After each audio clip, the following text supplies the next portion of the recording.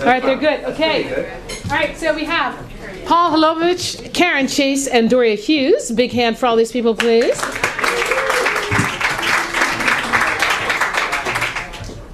Me first? Okay. All right. Well, in the spirit of large Irish families, as Brian was talking about, my mother came from a family of 12. Margaret, Mary, Patrick, James, you get the idea.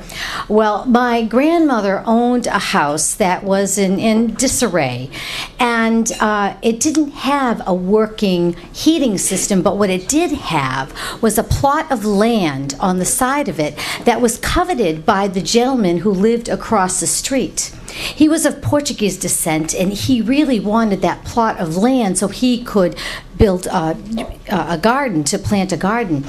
And so one day, my grandmother went over to the house and she began to talk to his wife. And as she was there having tea, she started to ask her if there were spirits in the house, that she heard noises.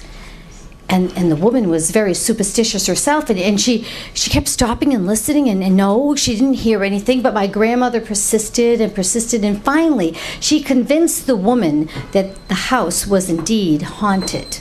And so they ended up swapping houses, and my grandmother received that house that had a brand new heating system, and the Portuguese family were able to have the house with the extra piece of land that had the garden, with absolutely no bank involved.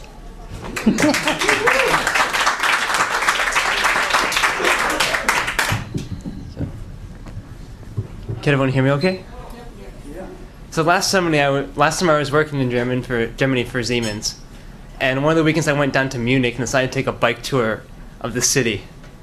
While we were on the bike tour, the guy who was there told us that we were going to pass by a couple of nudist beaches. And he said, just whatever you do, don't ring your bell. So of course we're passing by the nudist beaches, I'm ringing my bell as hard as I can. And this giant naked German guy gets up, points at me, and just starts bolting after me as fast as he can.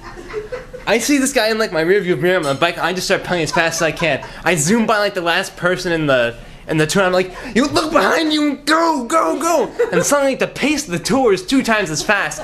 And we're going uphill and the guy's gaining on us, but we make it over the top and we get away free and clear. And to this day, I have no idea why in the world he was chasing after me. Don't ring the bell.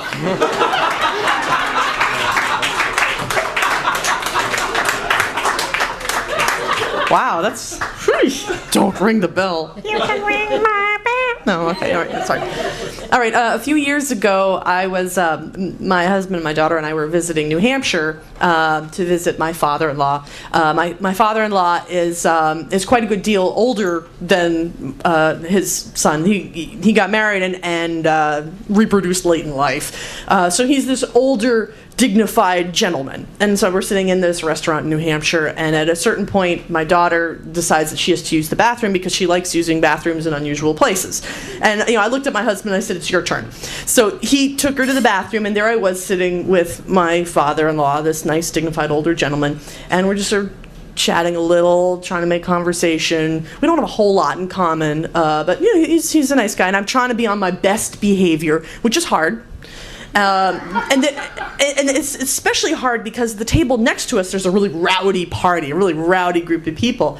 And, they've been imbibing quite a bit. And one of the guys starts yelling out, hey, did you hear about the new booze place nearby? It's called Beaver Liquor. Hey, did you get it? Yeah, everybody get it? Beaver Liquor, did you get it? Did you get it? And I'm trying not to make eye contact with my father-in-law, and then I'm thinking, oh no, come on, he was born, a really long time ago in medieval times or something, and I'm sure he doesn't get it. He's not hearing. Did you get it? Beaver Liquor, everybody, Beaver Liquor. And I look over at my father and I go, okay, he got it, all right. And then we just twiddle our thumbs a little bit, and eventually my husband and daughter came back from the bathroom, and we had a lovely evening, and that was that. So, if you think someone is the liar, the liar, clap really loud. If you think that Karen is a liar with her story, clap nice and loud, everybody. If Paul's story is absolutely crock. And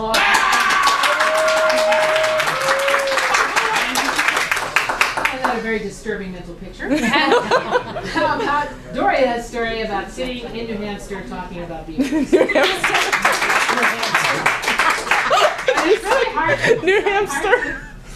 To decide who is what. Can you tell us who is the liar? It was me. All right.